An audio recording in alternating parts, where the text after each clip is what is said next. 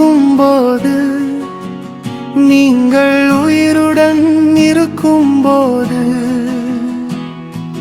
நான் எங்கே இருக்கிறேன்?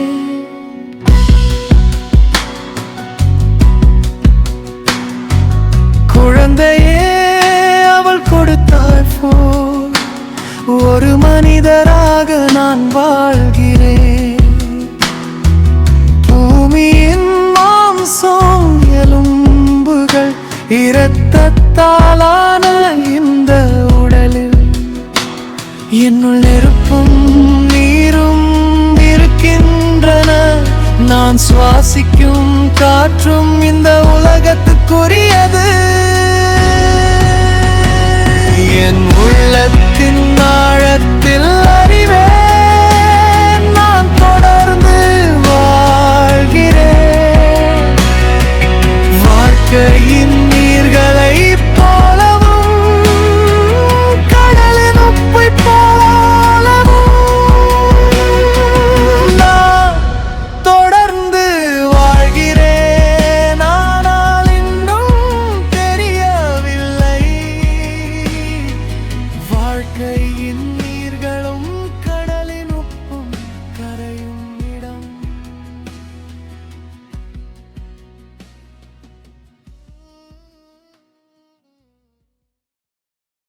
ஓம் சாந்தி.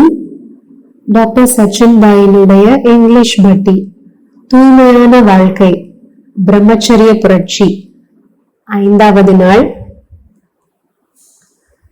மிக சிறந்த நாவல் ஆசிரியர் மற்றும் சிறுகதை ஆசிரியருமான ஃபியோடார் டாஸ்டாவஸ்கி என்பவர் தன்னுடைய வாழ்க்கையில நடந்த ஒரு விஷயத்தை பத்தி சொல்லியிருக்கிறார். அது ரஷ்ய புரட்சியினுடைய காலகட்டம். ஆசிரியர் அந்த புரட்சிகர இயக்கத்தை பத்தி சொல்லியிருக்கிறாரு. ஏப்ரல் 1849 ஆண்டுல அவரும் அவரோடு வேலை செய்யறவங்களும் சிறையில் அடைக்கப்பட்டாங்க. அந்த சிறைக்குள்ள சிறிய கதிர் உள்ள வர்றது கூட ரொம்ப அரிதாக இருந்தது. அந்த சூழ்நிலைகள் ரொம்ப கொடூரமாக, ரொம்ப கடுமையாக இருந்தது. படுக்கும் இடம், அப்புறம் சாப்பாடு ரொம்ப குறைவாக இருந்தது. 1849 இருந்து, ஏப்ரல் 1849 இருந்து அக்டோபர் 1849 வரை அங்கதான் இருந்தாங்க. அங்க இருந்து ரிலீஸ் ஆகுறதுக்கு எந்த ஒரு சான்ஸுமே இல்லை. திடீர்னு ஒரு நாள் வந்தது. அந்த சிறையிலிருந்து கண்ணை கட்டி அவங்க இன்னொரு இடத்துக்கு வரவழைச்சாங்க. ஆனா அவங்களுக்கு தெரியாத அவங்க எங்க இருக்காங்கன்னு. ஆனா ஒண்ணு மட்டும் புரியுது, அவங்க எல்லாரும் சேர்ந்து இருக்கிறாங்கன்றது மட்டும் புரியுது. அவங்க பாதிரியார்கிட்ட பாவ மன்னிப்பு கேட்கறதுக்காக அந்த சிலுவையில முத்தமிட சொன்னாங்க. அவங்க எல்லாருமே நின்னுட்டு இருந்தாங்க. இப்போ யாரோ அவங்கள சுட போறாங்க. அந்த நேரத்துல திடீர்னு மன்னர்கிட்ட இருந்து யாரோ ஒரு தூதுவர் வந்தாரு. அவங்களுடைய விடுதலையை பத்தி சொல்றதுக்காக, அவங்கள விடுவிக்க சொல்றதுக்காக வந்தாரு. அதன் பிறகு ஃபியோடார் டாஸ்டாவஸ்கி ஒரு நாவல் எழுதினாரு. தி இடியட் என்ற தலைப்புல, அதாவது முட்டாள் அப்படின்ற தலைப்புல ஒரு நாவல் எழுதினாரு. அந்த நாவல்ல இந்த காட்சியை உருவாக்குனாரு. எப்போ மரணம் நம்ம முன்னால இருக்குது, அப்ப நமக்கு என்ன நடக்கும்? அதுல ஒரு வரி இருக்கு, அது ரொம்ப புகழ் வாய்ந்த வரி. அத அவர் சிறையில இருந்து விடுதலை ஆனதுக்கு அப்புறம் எழுதினாரு. நான் என் கடந்த காலத்தை திரும்பி பார்க்கும் போது எவ்வளவு நேரத்தை அர்த்தமில்லாத விஷயங்களில் வீணாக்கினேன் என்று நினைக்கும் போது வாழ்க்கையை எவ்வளவு குறைவாக மதிப்பேன். என் மனசுக்கும் ஆன்மாவுக்கும் எதிராக எத்தனை முறை தவறு செய்தேன் என்று நினைக்கும் போது என் இதயம் ரத்தம் வடிக்கிறது. வாழ்க்கை மிகவும் நிலையற்றது. நாம என்ன செய்துட்டு இருக்கிறோம்? மரணம் அவர் முன்னால நின்றுட்டு இருந்தது. அவங்க கொல்லப்படக்கூடிய நேரத்துல திடீர்னு அவர் விடுவிக்கப்பட்டாரு. அந்த விடுதலைக்கு பிறகு ஒரு கடிதத்துல தன்னுடைய சகோதரருக்கு இதை எழுதினாரு. என்னுடைய வாழ்க்கையில நான் எவ்வளவு நேரத்தை வீணாக்கி இருக்கிறேன்றத நான் பார்க்கும் போது நான் வேதனைப்படுறேன். என்னுடைய இதயம் ரத்தம் வடிக்குது. வாழ்க்கைன்றது ஒரு பரிசு, வாழ்க்கைன்றது மகிழ்ச்சி. ஆனா நாம என்ன செய்துட்டு இருக்கிறோம்?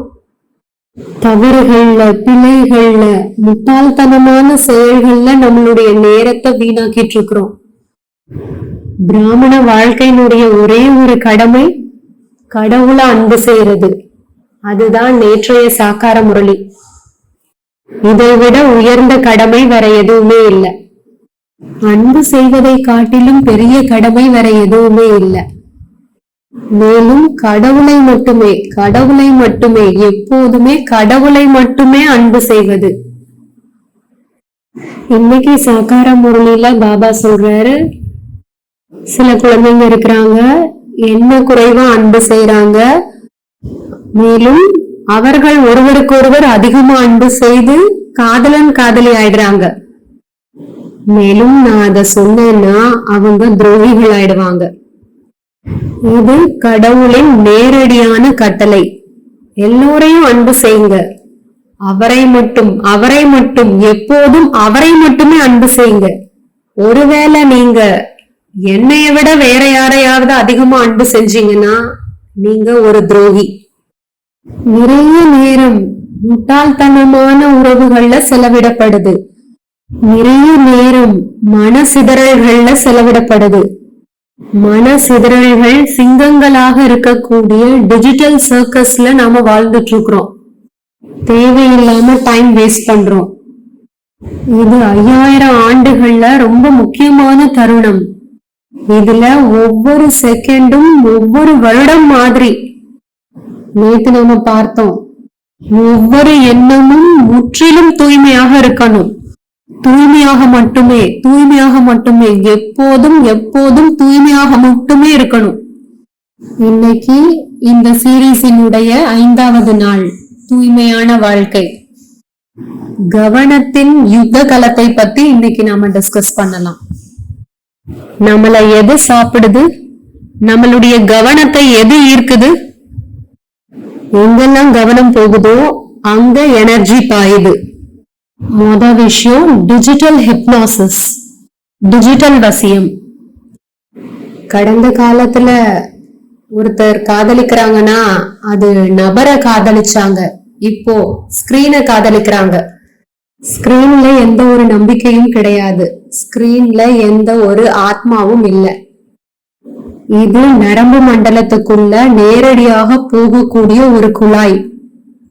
அந்த பாய்சன் நேரடியாக பிரெயினுக்குள்ள, மூளைக்குள்ள போகுது. அது புத்திசாலித்தனத்தை கட் பண்ணிடுது. அது உடலின் உயிரியல் பட்டனை தூண்டுது. பிரதர் போனை காட்டி சொல்றாரு, இந்த செவ்வகங்கள், பிக்சல்கள், ஆவிகள், தோற்றங்கள், நிழல்கள், இந்த ஸ்கிரீன்ஸ், இதெல்லாமே ஒரு கற்பனையை உருவாக்குது. இது ஒரு கற்பனை இயந்திரம், ஒரு வசியம் உருவாகுது. இது ஒரு குழாய் மாதிரி நேரடியாக நரம்பு மண்டலத்துக்குள்ள போய் எல்லா விதமான உணர்ச்சி சார்ந்த புத்திசாலித்தனத்தை கட் பண்ணிடுது. ரிசல்ட் என்ன? Time waste, energy waste. நாம இங்க தெய்வீக மனநிலையை உருவாக்குறதுக்கு இருக்கோம். ஆனா என்ன ஆகுது? துண்டுபட்ட மனநிலையை உருவாக்கிட்டு இருக்கிறோம். காலியான மனநிலையை உருவாக்கிட்டு இருக்கிறோம். இந்த டிஜிட்டல் நுகர்வு நஞ்சாக மாறுது. சிலர் எதை சாப்பிடுறாங்க? இந்த ஸ்கிரீன். இந்த கண் வழியாக என்ன நுழையுது? இது ரொம்ப முக்கியம். இந்த முழு நரம்பு மண்டலமும் மறுத்து போகுது, முடக்கப்படுது. மேலும் அந்த மனிதன் முடிவெடுக்கும் திறனை இழந்துடுறான். விவேகத்தோட செயல்படுற திறனை, புத்திசாலித்தனமாக செயல்படக்கூடிய திறனை இழந்துடுறான். சோ முதல் விஷயம், என்னுடைய கவனம் எங்க போகுதுன்றத முடிவு செய்யும். இந்த ஸ்கிரீன் நரகத்தினுடைய வாசலாக ஆகக்கூடாது. எனவே இந்த டிஜிட்டல் ஹிப்னாசிஸ், டிஜிட்டல் வசியத்தின் மீது வேலை செய்யுங்க. இந்த சமூகம் இதை உருவாக்கி இருக்குது. மேலும் நாம இந்த டிஜிட்டல் எக்யூப்மெண்ட்ஸ் அண்ட் டிவைசஸால தான் சூழ்ந்து இருக்கிறோம். அது நம்மளுடைய கலரை ஆயிடக்கூடாது. நாம இங்க தெய்வீக வாழ்க்கைக்காக இருக்கிறோமே வழிய டிஜிட்டல் வாழ்க்கைக்காக இல்ல. எல்லா விதமான சூழ்நிலைகள்லையும் ஸ்திரமாக இருக்கிறதுக்காக, நம்மளுடைய விழிப்புணர்வை சிரேஷ்டமாக்குறதுக்காக இங்க இருக்கிறோம். மத்தவங்களுக்கு உதவி செய்யறதுக்காக நாம இங்க இருக்கிறோம். இன்னைக்கு சாக்கார முரளியில பாபா சொன்னாரு, ஒருவேளை உங்களால உங்களுக்கே உதவி செய்ய முடியலன்னா உலகத்துக்கு எப்படி நீங்க உதவி செய்வீங்க? ஒருவேளை உங்களுக்குள்ளேயே தாரணை இல்லைன்னா மத்தவங்களை எப்படி தாரணை பண்ண வைப்பீங்க? கடைசி ஸ்ரீமத், ஒரே ஒரு எப்போதுமான ஒரே ஒரு ஸ்ரீமத், மாமேகம் யாது கரோ, என்னை மட்டும் நினைவு செய்யுங்க.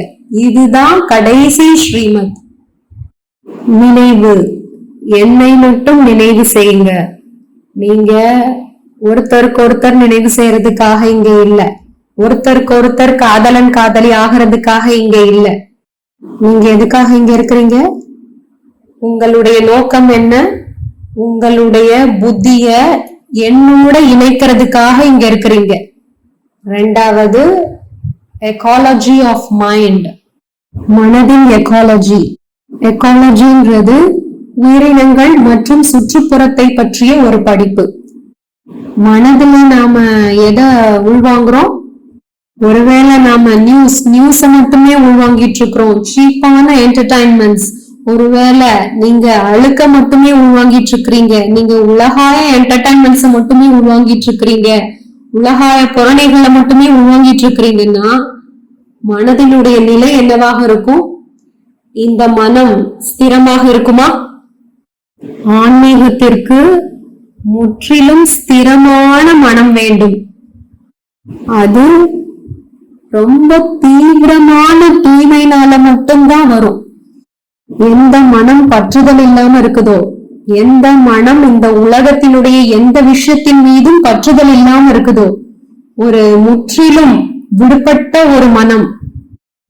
இந்த உலகத்துல நாம வாழ்றதுக்கு இந்த ஒரு விஷயத்தின் மீதுதான் நாம வேலை செய்யணும். ஆனாலும் நாம விடுபட்டு இருக்கணும். ஒரே ஒரு மனிதனோடு இருக்கக்கூடிய பற்று கூட வீழ்ச்சி தான். அது உங்களுடைய சீனியரா இருக்கலாம், உங்க கூட வேலை செய்யறவங்களா இருக்கலாம், அல்லது ஜூனியரா இருக்கலாம், அது ஒரு பிராமண ஆத்மாவாக இருக்கலாம், அல்லது நான் பிராமண ஆத்மாவாக இருக்கலாம். பற்று ஒரு ஜெயில உருவாக்கிடும், உங்களை ஜெயிலுக்குள்ள போட்டுடும். மனதின் ஜெயில், ஒரு எமோஷனலான ஜெயில், நிம்மதியற்ற நிலையின் ஜெயில். எப்படி உணவுல நீங்க ரொம்ப கேர்ஃபுல்லா இருக்கிறீங்களோ, ரொம்ப கவனமா இருக்கிறீங்களோ, அதே போல மனதுக்கு என்ன சாப்பாடு கொடுக்கறீங்கன்றதுலயும் கவனமா இருங்க. மனிதர்கள் சொல்றாங்க, எங்களுக்கு தூய்மையான உணவு வேணும், எங்களுக்கு ஆர்கானிக் உணவு வேணும், எங்களுக்கு இது வேணும் அது வேணும்னு சொல்றாங்க. அவங்க அந்த ஸ்தூல உணவுல ரொம்ப கேர்ஃபுல்லா ரொம்ப கவனமா இருக்கிறாங்க. ஆனா இந்த மென்டல் ஃபுட், மனதின் உணவு என்னாச்சு? நீங்க எதை வளர்க்கறீங்க? மனதுன்றது ஒரு தோட்டம் போல, இந்த ஆழ் மனதுன்றது ஒரு தோட்டம், ஒரு கார்டன். அந்த கார்டன்ல நீங்க எதை விதைக்கிறீங்க? நீங்க காமத்தின் விதைகளை விதைக்கிறீங்கன்னா பயத்தின் களைகள் வளரும், பற்றின் களைகள் வளரும். மேலும் இந்த புலன்கள் ஏமாற்றக்கூடியது. இது தீவிரமான கவனத்திற்கான பாதை. ஒவ்வொரு அடிக்கும் அவ்வளவு கவனம் வேணும். லேசான விலகல் கூட உங்களை கீழே தள்ளிடும், கீழே விழ வச்சிடும். அதுக்கப்புறமா உங்களால பாபாவை நினைவு செய்ய முடியாது. எனவே இந்த மனம் மற்றும் அதனுடைய சுற்றுப்புறத்தை நீங்க படிங்க. மனதின் வானிலை என்ன? மனதின் வானிலை, அதற்கு ஒருவேளை நீங்க வன்முறையை உணவளிக்கிறீங்க, நியூஸ், உலகாய படங்கள், trailers, short films, crime stories, வன்முறை கதைகள், ரொமான்டிக் கதைகள், இதெல்லாம் நீங்க பார்க்கறீங்கன்னா கடவுளை அன்பு செய்யணும்னு எதிர்பார்க்காதீங்க. காதல் கதைகள் மற்றும் மெசேஜஸ், உங்களால கடவுளை காதலிக்க முடியுமா? அவங்க எதை காதல்னு சொல்றாங்களோ அது காதலே இல்லை, அது ஒரு பசி. அவங்களுக்கு காதலை பற்றிய எந்த ஒரு ஐடியாவும் இல்லை. மூணாவது விஷயம், தாமரையின் சுதந்திரம். பிரம்மச்சரியம்ன்றது காதலுக்கு எதிரானது இல்ல. பிரம்மச்சரியம்ன்றது காதலுக்கு எதிரானது இல்ல. காமம்தான் காதலுக்கு எதிரானது. இது பசியோடு இருக்கக்கூடிய ஒரு காமம். இது யாருடைய தேகத்தின் மீதோ இருக்கக்கூடிய ஒரு பசி. இது யாருடைய கவனத்திற்கான ஒரு காமம். இது காமம். அந்த மனிதன் யாரையாவது சாப்பிடணும்ன்ற பசியில இருக்கிறான். எதுக்காக அவங்களுக்கு சாப்பிடணும்? ஏன்னா உள்ளத்துல காலித்தன்மை இருக்குது. அதனாலதான் அவங்களுக்கு மனிதர்களுடைய துணை வேண்டி இருக்குது. அவங்கள சாப்பிட வேண்டி இருக்குது, அவங்கள தொட வேண்டி இருக்குது, அவங்கள பிடிக்க வேண்டி இருக்குது, அந்த முழுமைத்தன்மையை உணர்றதுக்காக. இது ஒண்ணும் அவங்க காதலர்கள் இல்ல, அவங்க ஒண்ணும் கவிஞர்கள் இல்ல, அவர்கள் வேட்டைக்காரர்கள். இவங்க வேட்டையாடுறாங்க. வேட்டையாடிட்டு அப்புறமா சொல்றாங்க நாங்க ஒருத்தருக்கு ஒருத்தர் காதலிக்கிறோம்னு. இது காதல் இல்ல, இது வேட்டையாடுறது. அவர்கள் வேட்டைக்காரர்கள். காதல்ன்றது சுதந்திரம். தூய்மைதான் காதல், தூய்மைதான் சுதந்திரம். காமம் என்பது சிறை, காமம் என்பது அடிமை, காமம் என்பது பந்தனம். காமம் பற்றுதலை கொண்டு வருது. ஒரு பற்றுதலுக்கு பயத்தோட தொடர்பு இருக்குது. அன்புக்கு காதலுக்கு பயமே தெரியாது. தாமரையின் சுதந்திரம். நாம காதலினுடைய டெபினிஷன்ஸ் ரிவைஸ் பண்ணணும், லவ்வினுடைய டெபினிஷன்ஸ் ரிவைஸ் பண்ணணும். காதல்ன்றது அந்த ஒரே ஒரு தெய்வீகத்தோட மட்டும்தான் இருக்க முடியும். சோ இதுதான் அந்த 3 பிரின்சிபல்ஸ், 3 கொள்கைகள். First screens, pixels. பிரதர் இதெல்லாமே போனை காட்டி சொல்லிட்டு இருக்காரு. இந்த பேய், கோஸ்ட், இந்த ரெக்டாங்கிள்ஸ், இந்த போட்டோஸ், இதெல்லாமே ஒரு ஜெயில் மாதிரி. உங்களுக்கு தெரியுமா? ஒருத்தர் உள்ள போய் மாட்டிக்கிறாங்க. இந்த வித்து ரொம்ப கம்மியா இருக்கு. சோ அந்த ஜெயிலுக்குள்ள ரொம்ப கசகசன்னு இருக்கு. அதுல எந்த ஒரு ஜன்னலும் இல்லை. அந்த நபர் கைது செய்யப்பட்டிருக்கிறார். சோ உங்களுடைய டிஜிட்டல் அஃபேர்ஸ செக் பண்ணுங்க. அதை எப்படி யூஸ் பண்ணணும்ன்றத முடிவு செய்யறது நாம தான். ஃபயர் எப்போதுமே இருந்துட்டே இருக்குது. அது சமைக்கவும் செய்யலாம், அது வீட்டை எரிக்கவும் செய்யலாம். அது ஊட்டச்சத்தின் ஆதாரமாகவும் இருக்கலாம், அது அழிவின் ஆதாரமாகவும் இருக்கலாம், ரெண்டும். சோ ஃபர்ஸ்ட் இந்த வசியத்துல இருந்து வெளியே வாங்க. எதுவரை இது செய்யப்படலையோ அதுவரை பியூரிட்டி வர முடியாது. ரெண்டாவது எக்காலஜி. இந்த மனதுக்கு நாம நியூஸ் பேப்பர்ஸ் மூலமா, புரணி மூலமா, இந்த எல்லா 5 விதமான புலன்கள் மூலமா என்ன சாப்பாடு கொடுக்கிறோம்? மனதின் வானிலை. ஒருவேளை நீங்க இந்த மனதுக்கு ரொமான்டிக் ஸ்டோரிஸ சாப்பாடா கொடுக்கறீங்கன்னா தெய்வீக அன்பு பிறப்பெடுக்கும்னு எதிர்பார்க்காதீங்க. இந்த டிவைன் லவ் பிறப்பெடுக்கும்னு எதிர்பார்க்காதீங்க. அதே ஃபீலிங்ஸ தான் நீங்க டெவலப் பண்ணுவீங்க. ஒருவேளை நீங்க வயலன்ஸ், வன்முறையான விஷயங்களை உணவளிச்சுட்டு இருக்கிறீங்க அப்படின்னா ஒருத்தரை துக்கப்படுத்தணும்னு நினைப்பீங்க. ஒருவேளை நீங்க அத புரணிகளால, நெகட்டிவ் நியூஸால, சீப்பான என்டர்டைன்மெண்டால, வேஸ்ட்ஃபுல் சோசியல் மீடியாவால நிரப்பிட்டு இருக்கிறீங்க அப்படின்னா உங்க மனதின் வானிலையும் அதே மாதிரி மாறிடும். அப்புறம் மூன்றாவது difference between love and lost. காதல் மற்றும் காமத்திற்குண்டான வித்தியாசம். காதல் என்பது உண்மையான சுதந்திரம், காமம் என்பது பந்தனம். பிரம்மச்சரியம் என்பது காதலுக்கு எதிரானது அல்ல. இது காதலின் மலர்ச்சி, இது காதலின் முழுமைத்தன்மை, இது காதலின் முதிர்ச்சி. எனவே பாபா நமக்கு சொல்லியிருக்கிறாங்க, தூய்மைதான் உயர்ந்த தர்மம், தூய்மைதான் சிறந்த குணம். தூய்மை இல்லாம நீங்க கடவுளை காதலிக்க முடியாது. ஏன்னா அவரு தூய்மையினுடைய கடல், அவர் பரம தூய்மையானவர். சோ நாம எப்போ அவர் மாதிரி ஆகுறோமோ அப்ப இந்த வாழ்க்கை ஆனந்தம் நிறைந்ததாகவும் மகிழ்ச்சி நிறைந்ததாகவும் ஆயிடும். இல்லைன்னா அது ஒரு தொடர்ச்சியான எரிச்சல், பயம், மனநிலை மாற்றங்களுடையதாக ஆயிடும். எனவே இது கவனத்தை பற்றியது. அந்த கவனம் ஒருத்தரை நோக்கியதாக இருக்கட்டும். இந்த உலகாய நியூஸ், புரணிகள், தேவையில்லாத விஷயங்கள் மனதை மாசாக்க வேண்டாம். அப்புறம் இந்த தேகம் சார்ந்த கவர்ச்சிகளின் அழுக்குல இருந்து வெளியே வந்துடுங்க. தேகம் சார்ந்த கவர்ச்சின்றது ஒரு மாயை. அது ஒரு மாயையை உருவாக்குது. நீங்க அது அழகுன்னு நினைப்பீங்க, ஆனா அதுல அழகே இல்லை. இது மற்றவர்களை சார்ந்திருக்கும் நிலையை உருவாக்குது.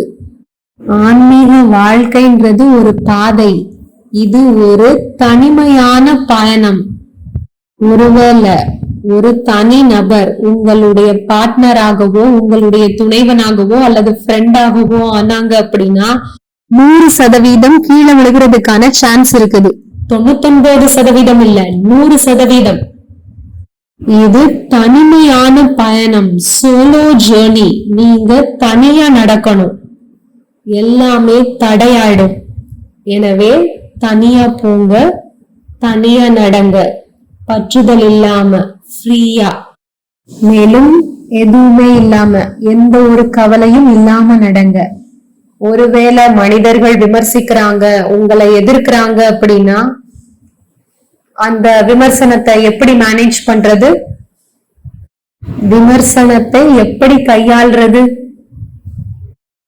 Be nothing, do nothing, say nothing. இதுதான் விமர்சனத்திற்கான ட்ரீட்மெண்ட். எதுவும் இல்லாம இருங்க, எதுவும் செய்யாதீங்க, எதுவும் சொல்லாதீங்க. இதுதான் விமர்சனத்திற்கான treatment. Be nothing, do nothing, say nothing. எதுவும் இல்லாம இருங்க, எதுவும் செய்யாதீங்க, எதுவும் சொல்லாதீங்க. நீங்க அத செய்ய வேண்டியதில்லை. ஒருவேளை நீங்க ஏதாவது சொல்றீங்கன்னா, ஒருவேளை கவனம்தான் புறணியினுடைய சாப்பாடாக இருந்ததுன்னா, அதாவது புறணியில நீங்க கவனம் கொடுக்குறீங்க அப்படின்னா அதை கம்ப்ளீட்டா இக்னோர் பண்ணிடுங்க, அதை தவிர்த்துடுங்க. யாருக்கு சிலைகள் உருவாக்கப்பட்டிருக்குது? சிலைகள் விமர்சித்தவர்களுக்கு உருவாக்கப்படல. யார் விமர்சிக்கப்பட்டாங்களோ அவங்களுக்குத்தான் உருவாக்கப்பட்டிருக்குது. அதுதான் வித்தியாசம். எனவே பாபா சொல்றாரு, அதை கேர் பண்ணாதீங்க, அதை கண்டுக்காதீங்க, நீங்க தனியா நடங்க, நான் உங்களோட இருக்கிறேன், என்னுடைய கையை பிடிச்சு நீங்க நகருங்க, அவ்வளவுதான். ஓம் சாந்தி.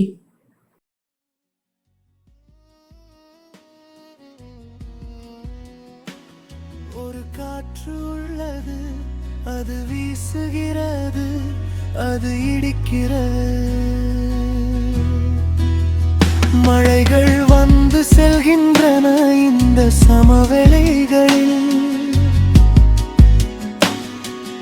ஒரு முறை நான் உங்களை என் முன்னால் நிற்பதை கண்டேன்.